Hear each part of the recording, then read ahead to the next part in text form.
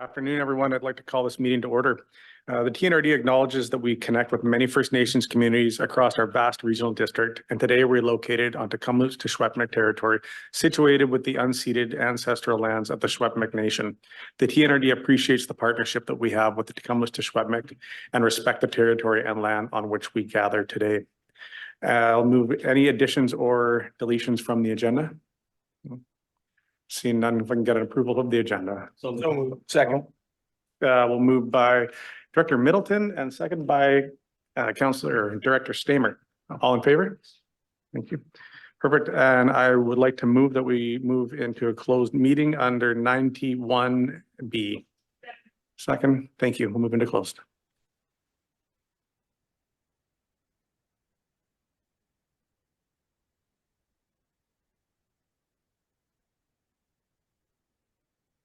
Okay, thank you. We are back into open meeting at 4:15 and we'll go straight into 7.1, the Kamloops Cancer Center Public Advocacy Campaign. Advisor Kelly. Thank you, Chair O'Reilly, and through to the board. Just wanted to provide a brief update on some ongoing work that's been done for the public advocacy campaign since the board awarded the contract in November to Santis Health. Cancer won't wait, and neither will the Thompson Regional Health or Hospital District. Staff is working with Santis to lay the groundwork for the campaign. Santis is doing a number of things to ensure that there's a successful launch for the campaign in 2024. We will also be working to develop contingencies, including potentially passing off the remainder of the contract to the Royal Inland Hospital Foundation should the construction of the Cancer Centre begin before the contract is completed. The board can look forward to further engagement with you coming early 2024. And that's about it. So I would be happy to answer any questions if there are any. If not, fairly brief update. Thank you for that. And I think, fundamentally what we have with this $75,000, what we put towards is we're going to have a piece of infrastructure. And that's what we're going to have. And what we have in front of us is where is that going to go next? And what we do know is that it's when a cancer center does come to Kamloops, is that there's going to be significant money that's going to need to be put in by the Royal Inland Hospital Foundation as well. And they're going to be expected to have significant money invested in that. But I think it's important to have that backup plan that our best case scenario is that we get a shovel in the ground tomorrow and we have that plan. So thank you for that report. Any questions? Seeing none, thank you for that update. We will go right to CFO Fox. And this is with the provisional five-year budget. Thank you. Thank you very much. I just want to point out that Corbin wanted to run here because it was starting in the budget. So I'm going to give him a hard time right now. So I've heard enough numbers for the day. So apparently it's not as riveting as I was hoping. Yeah. So I'm hoping that we can put the presentation up on the screen. The TNRD board members will be familiar with kind of the flow of how this will all go. Start at the beginning, not the end. Excellent. All right. So as I was saying before, last year coming into this, being fairly green, I hope that after having a year under my belt, this will make much more sense coming from me to you. So the TNRD or the hospital district incorporates boundaries plus Lillooet and surrounding EA an area east of Chase. So just to give people an understanding of what we cover, the mandate generally is establish, acquire, construct, enlarge, operate, and maintain hospitals and hospital facilities. Grant need for establishment, acquisition, and requisition, enlargement, operation, and maintenance of hospital and facilities. Essentially, it's capital, and we're here to put in a share of the capital that IH comes with requests for. Historically, we have been contributing 40% in capital improvements, major capital equipment, and contribute annually towards minor equipment. This year in your provisional budget at this point in time, we have $40.5 million, which is inclusive of the debt payments, capital project carry forwards from the previous years, the remaining portion of the patient care tower, minor capital equipment request from 23 to 24, minor capital equipment request from 24 to 25, major capital equipment 23 to 24. The request right now is showing up here as a 9.2. I was making the numbers work before I received the final numbers from Interior Health. So it's shy just of a little bit here in the provisional budget. However, those projects don't get enacted upon until next year. So I will make that correction going forward. And you'll see what I'm talking about when I actually bring up the request and show you the total, which is just over 10 million. The other thing I will point out here is that typically we only approve one minor capital equipment per year, but because we have worked with Interior Health and they have been giving us the numbers in advance, we used to do the bylaw, have it approved, and it's for projects they have already been spending money on. So now that we've switched the process, we're going to do a catch-up year where we're going to approve 2 minor capital in 1 year just to get caught up, knowing that they had already given us the 677,400 in advance last year to make us aware that over this last year, that's what they would be spending. There is a small transfer to capital reserve. There is some temporary borrowing that we typically put on in case due to timing, sometimes the payments may not come in the right amount of time, or we might have to access short-term borrowing. We have 2 different numbers on the provisional budget that you will see that I will point out. And typically we're only doing $75,000 worth of admin costs, but when I ran the numbers for the provisional, the amount for the ad campaign, we had previously I calculated the numbers. During COVID, there were less meetings. So the amount we were actually spending in operating expenditures was lower. But now that we're having more directors meetings, the amount of that 75,000 that we're spending is significantly higher. So when we first had brought that project forward, I thought we could fit it in over the 2 years with the excess funds.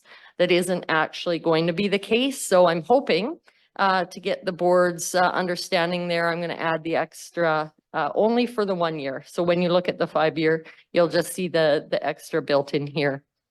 So that's where the total 40.5 million is coming from. The total revenue to cover these costs is coming from the $16.8 million of taxation, 14.6 million transfers from reserve funds. A majority of that is the dedicated funds that were put into the reserve for the patient care tower to support that project. And then there is anticipated surplus carry forward right now of $8.8 million. That is subject to change based on the year-end results. And interest of an estimated $100,000 that we do each year for the 40.5 million. So I know it's really late in the day and at the end of a long week. So really, I just want you to know that we take the assessment numbers based on the previous year's assessment values. We do not have the updated numbers from BC Assessment. Typically comes in February, sometimes not till March. So we can't put those numbers in, and we base our increases off of those numbers. Right now, there's about $30 per 100,000 that a resident would pay. And of course, if we increase the tax requisitions by 3%, based using the assessment values from the previous year, you would have about a 3% increase on those rates per $100,000. This is just another look at that variance explaining that. So it's showing the 2024 hospital district taxation requisition, showing the assessment values, the amount of share that each of the classes pay between residential, utility, major. I won't read through them all for you. And just comparing year over the year, the change from 23 to 24, you can see the increase, and you can see at the very end that it's a 3% tax rate increase.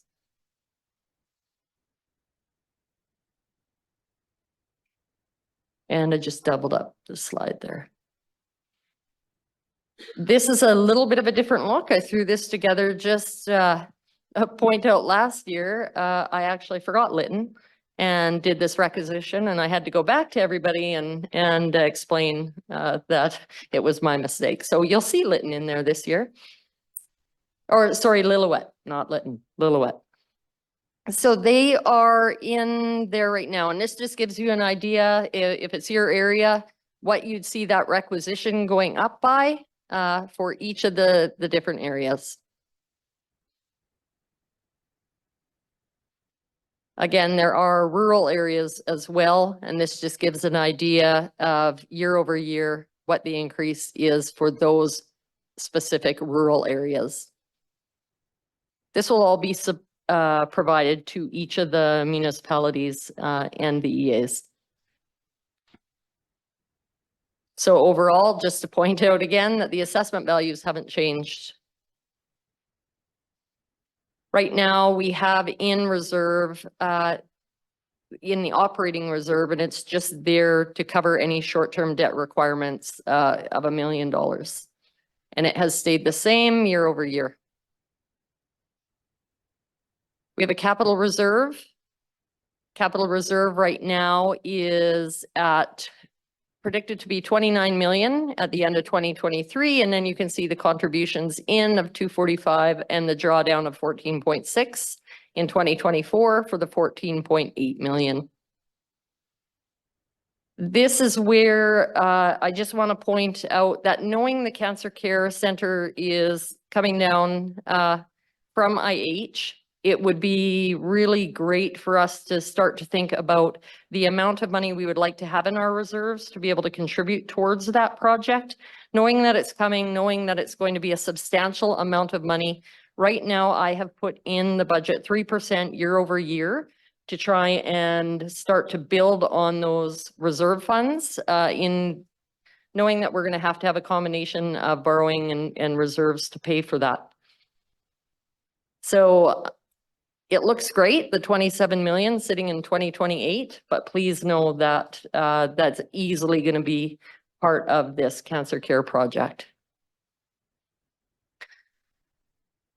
Just a quick look at our current debt and the debt payments, just to show you that there's a schedule of a 20-year payment to 2027 to pay down the debt for the patient care tower.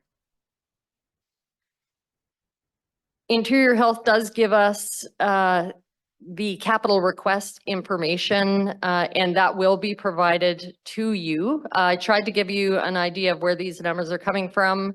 The overall, jump back here for a minute, the major capital projects are just over $10 million. The minor capital projects are $677,000. And last year at this time, this was part of your agenda package. We don't have it for you at this point in time because it just came in after the agenda had been distributed, but you will get this level of information.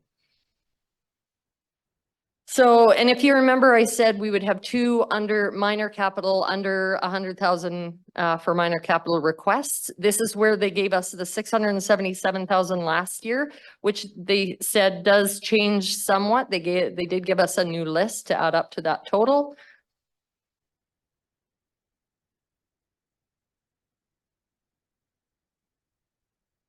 And you can see just here, obviously not going to read through every project. When you get that list, you will get to go through that in detail. But just to give you an idea that they are providing lists that define the totals and the projects that they are putting that money towards.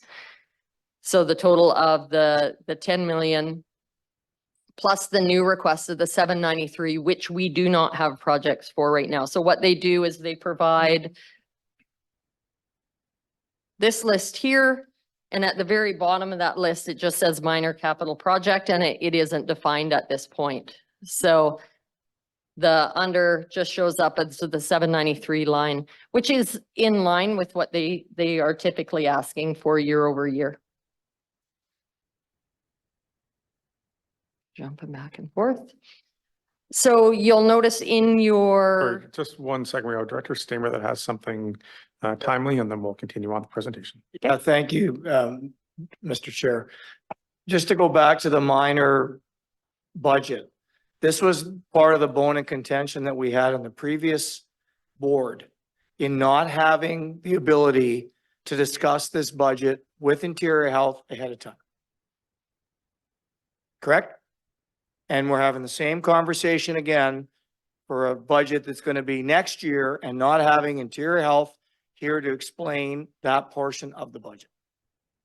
So this whole thing started with them not being willing to be transparent with us in this portion of the budget, knowing full well that on the main capital part above 100,000, we have no input whatsoever. This started the whole line of inquiry back then.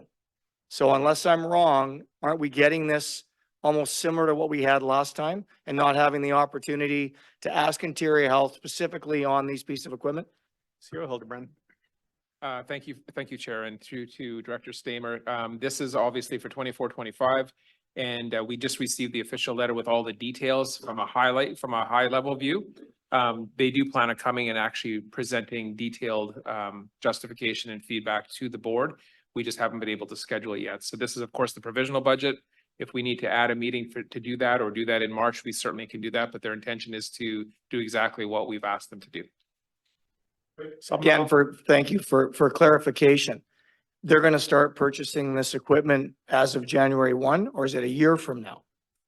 Because that was the whole point of trying to get ahead of the horse, is being able to have this conversation so that we can actually plan for the following year and having input in it, not being a year behind. It's my understanding that it would be for not until fall, like until summer, fall is when they would start thinking about this. But we will clarify that and bring that back to the group.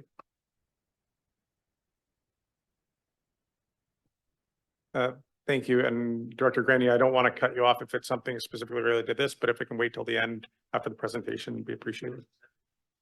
Okay. Do you want to turn your mic on? You can ask. I just wanted to note that the increase from 677 to 793 is 17% is what's being proposed. We had a discussion last year with the folks that were here talking about keeping things in line with inflation and that sort of stuff. So 17% is what the number is. It's going to be the ask. Thank you. Continue, CFO Fox.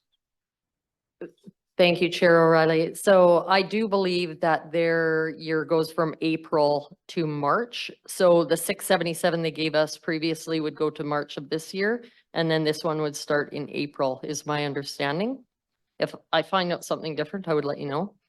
I do know that there are other regional districts that for the small capital, it's more of a grant. So they give them a certain amount of money every year, that amount, and it's definitely easier to manage.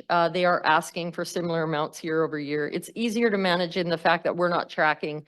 When we get this list, we actually put in our database all of their projects, and then we have to manage all of those costs and payments up and down.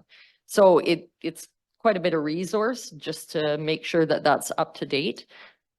Maybe at one point they'll come and ask for that instead of providing this list, so that they're just asking for a grant. But I don't know if that's something the board would be amenable to. Just thought I would throw that out there. So in your budget package, the provisional budget right now, you will see what the numbers that I've just went over with you in detail. I just wanted to put the 5-year projection on there. You can see at the very top, I've got the 3% going year over year, and the amount going up by that 3% in the tax requisition. And what we're trying to do, you'll see that transfer to capital reserve line. See if I can get this to work. There. So you can see that in those following years, it starts to go up substantially. So that's putting that extra money into the reserve so that when the cancer project goes forward, we are actually proactively planning for that.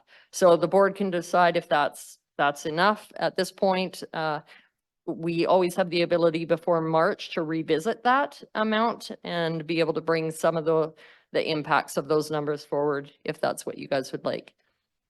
And then we see the temporary interest, borrowing interest. We just have that as a line item over year, as well with the financing flexibility of the 900,000. What I will say and what I will remind everybody is that if you take 2023 for an example, when we don't spend that money, it gets carried forward as a surplus and it reduces the amount we tax for.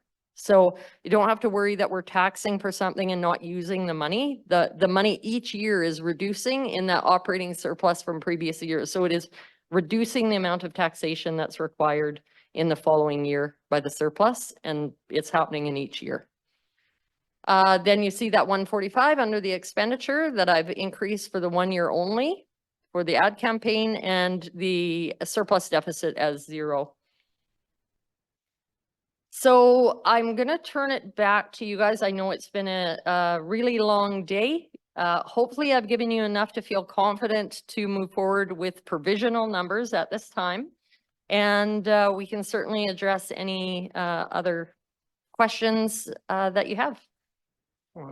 Thank you for that presentation, CFO Fox. And as much as this has been a long day, I think to follow up from Manager Kelly, he said cancer won't wait. Well, neither will a 5-year provisional budget. So here we are.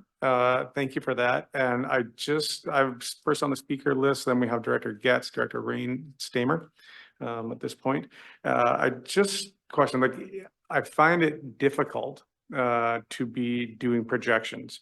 Basically, I feel like we're flying blind in the sense projections on assessments, but also projections on a cancer center that I think this whole board isn't if it will come, it's a when. And I think it's prudent and that we look at this, but are we able to adjust this, and how quickly can we adjust this based on when we get more firm information in the coming years to add or subtract on the tax increase requests? Is it every year when we approve the provisional, or it can be changed midstream?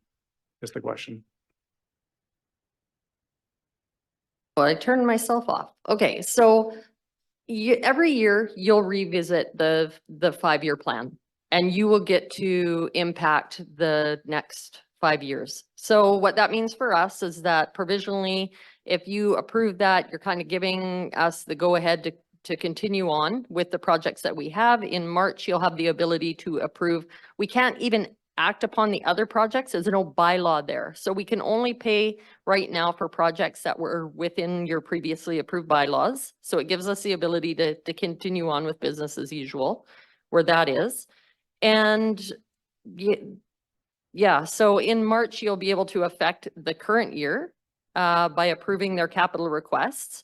Next year, you'll come back to the and to the 5-year plan, and you'll get to address those things. I think the one thing that you said that I thought was probably the most valuable is that absolutely you can, as a board, make decisions mid-year.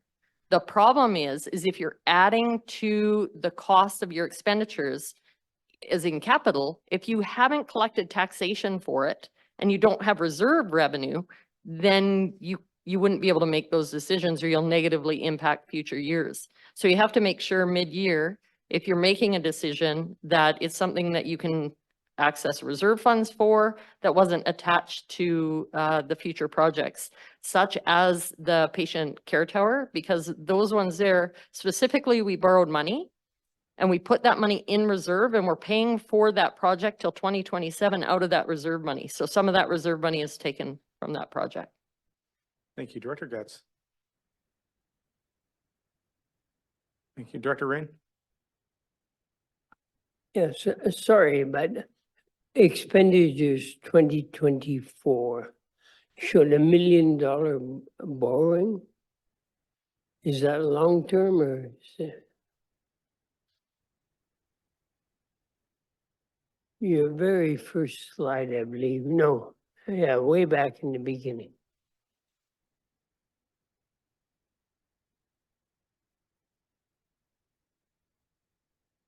Yeah, there you go. Borrowing one. Thank you, Chair, through to the board. So it does say borrowing, but right above it, it says financing flexibility, temporary borrowing. So that is the combination of the $900,000 borrowing principal and $100,000 worth of interest to access temporary borrowing if so needed. As far back as I've looked, we haven't accessed it. It is there for emergent situations, if there's delays in payments of funding. But it is something that we have carried historically on the expenditure, on the budget, and there's no actuals that have been charged against it. I guess the question I had was if in fact it's been borrowing for the 900, then it's in and out. The interest is the real cost, but the $1 million isn't a cost. Thank you, Chair, through to Director Rain. So both are identified as budgeted expenditures, but there has been no actual expenditures put towards those two line items.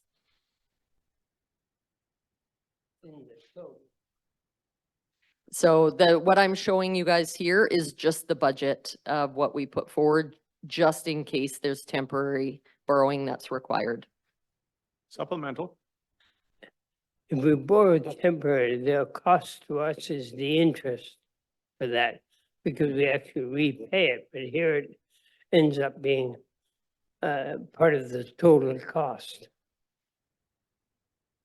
So the way that the budgets are created for the municipality is basically on a cash basis. So principal payments and interest are recorded as expenditures, as cash expenditures.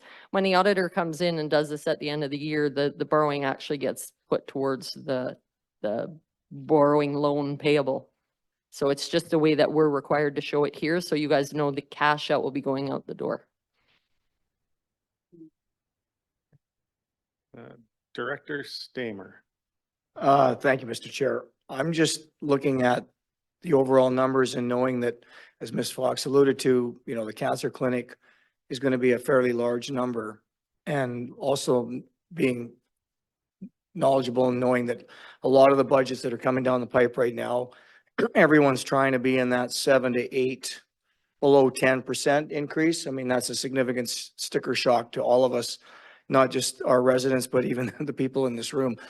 My suggestion is that we raise it from 3% to 4%, just to try to give us a little bit more of a cushion in that portion that we may be responsible for when we get to the cancer clinic, and making it maybe not as hard of a hit for our residents going forward when we have to get into that long-term borrowing for that much needed cancer care clinic. CFO Fox, is that something you're able to just whip up numbers for us over a 5-year provisional, or what are we looking like? Thank you, Chair, through to the board. So there's a couple things I'm thinking. If the board wanted to make that decision and not know the impacts of that right now, based on the information that I've provided, you can probably make some assumptions. You could certainly give me that direction. The other thing we could do is, if I know the board is interested in an increase, we could bring a couple scenarios back to the board for consideration, or you can give me a number now. I can bring that back during the March presentation, and that gives me an opportunity to make sure that you understand the changed assessment impacts, as well as you know, the more specific impacts that I can't probably calculate on the fly for you here right now. Thank you. So on the provisional, when does provisional actually have to be passed by, and when's our next meeting date? Thank you. Excuse me. Thank you, Chair. So under the Hospital District Act, the board must prepare and adopt before a prescribed date in each year a provisional budget for the following calendar year. And by regulation, that prescribed date is set as December 31st. So you must pass a provisional budget within the next 2 weeks. The next meeting of this board is currently scheduled for March 21st.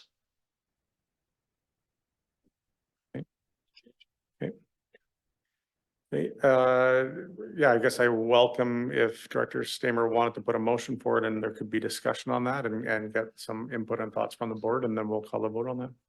I'll make that motion, Mr. Chair. To change it from 3 to 4% a year for 5 years, correct? That's okay. Thank you. Seconded by Director Robin Smith. Discussion. Director Thorpe. So just to clarify, right now we need to do the provisional ideally tonight, but the actual budget, we don't have to do until the end of March. Is that correct? So we would have time to have a couple of scenarios and make a more informed decision by the end of March. So we could, in theory, pass the one that we have before us now with direction to look at a couple of scenarios, say 4% and 5%. You could bring that back and then with all the relevant documentation, and then we could make that final decision then. Is that correct? CFO Fox. Thank you. Thank you, Chair, through to the board. So yes, absolutely. If that's what the board wanted, and you had, if now you had a couple different percentages or a percentage in mind, going from the 3% to the 4% adds about $150,000 to the 498 requisition that we currently have. I think there's a couple things. If the board is comfortable and they understand they want more in the reserves, a motion to increase it by 1% and take the additional revenue and transfer to the reserves very specifically would make sense. If you want to understand the full impact of that increase, then you should probably wait.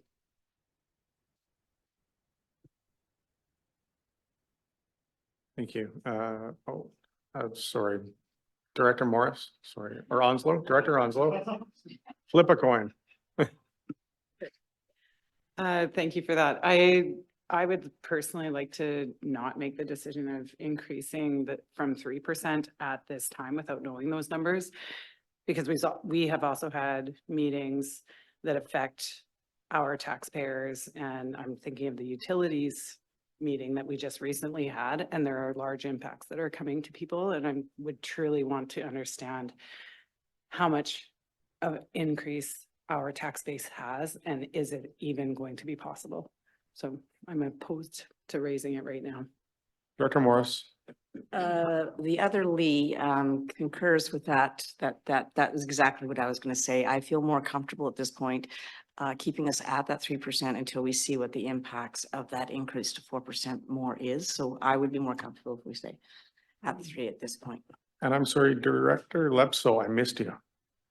That's okay. What I kind of see is a failure to communicate, and we're asking questions and we're getting technical answers. We're actually asking quite simple questions, and what a provincial budget is, it's just a provincial budget. Provisional budget, right? We're not passing a budget now. And so that's the time when we're actually doing, this is just temporary. So that's the answer for that. And even the borrowing of the 100,000, we don't borrow that. That's just giving you the power to borrow it in case we need to. Is that correct? Thank you, Chair. Fox. Thank you, Chair, through to the board. That is correct. Yes. Thank you. Oh, Director Smith. On the motion that's on the floor right now, I would rather indicate to the public that it's going to be closer to a higher percentage and come down than I would to come later with a higher percentage. I'd just like to indicate that earlier rather than later. Thank you. Seeing nobody else online, nobody in the room. The motion on the floor is to change the tax increase from 3% for the next 5 years up to 4%. I'll call the vote, and we'll probably need to keep our hands up. All in favor of Director Stamer's motion.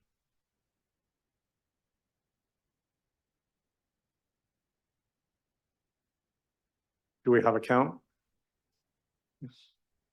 Yeah.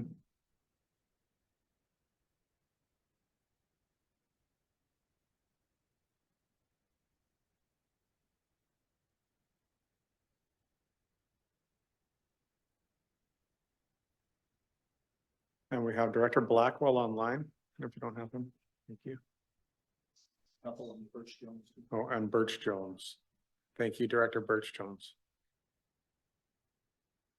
Yeah. Blackwell and Birch Jones online.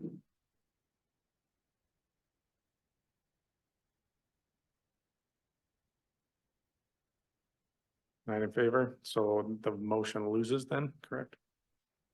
Okay, sounds good. All opposed? All opposed? And we'll hold our hands up, please. Thank you. We have Damarin Simpson online. Thank you.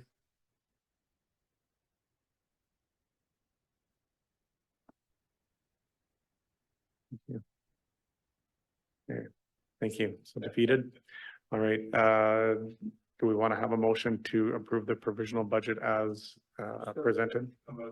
Okay, Director Smith and Director, sorry, no, other Smith and Director Ranta seconded. All in favor? Oh, sorry, I'm sorry, discussion. Thank you. Yeah, Director Stamer. Thank you, Mr. Chair. Just want to remind our board that if we get this opportunity in March and all of a sudden we get a few surprises along the way, don't be surprised that we're going to be asking Ms. Fox for some more guidance on this. Again, that was just a request on a provisional budget. It was not saying that we were going to increase it by 4% or 5% or 10%. It was looking at some of the options that we may have available. I just wanted to make sure that everyone is clear on that. Thank you. Thank you. Director Thorpe, Okay, so can I make a motion? we have a motion on the floor right now. Sorry, after we get through this one, I've got one. Yes, you can. Yeah, perfect. Thank you. Any further discussion on the motion on the floor? All in favor? Contrary minded? Seeing none, that's passed. Thank you. We will move to Director Thorpe. So I'd like to make a motion that we ask staff to prepare a 4% and 5% scenario to bring back at a next meeting so that we can, when we pass the final budget, take a look at that as well. So we have some options, please and thank you. Seconder for the motion on the floor. Second by Director Smith. Discussion.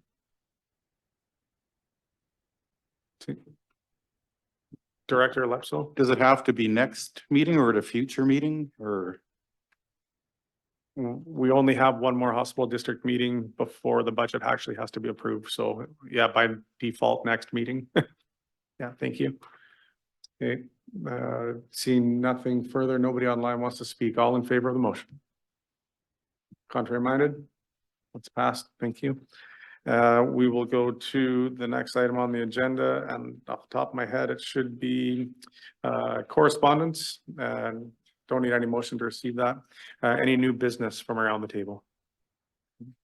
Seeing none. Thank you. This meeting is adjourned. Thank you, Mr. Chair. Director Stamer.